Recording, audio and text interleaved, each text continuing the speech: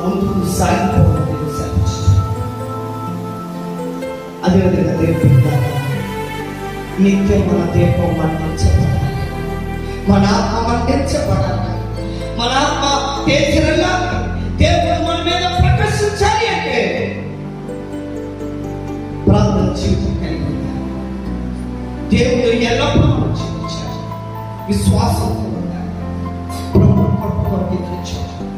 ఎప్పుడైతే 3 విషయాలు కలిగి ఉంటావో, దేవునితో నువ్వు గమనిస్తావు, నీ జీవితంలో నూతన కార్యాలు దేవుడు చేయడానికి సిద్ధంగా ఉన్నాడు.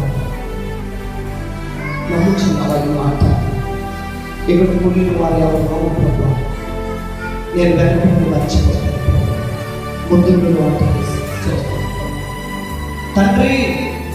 ఈరోజు నీ కక్షలు విభేదాలు పడుతున్న ప్రభావం ఐక్యత కలిగి జీవిస్తాను.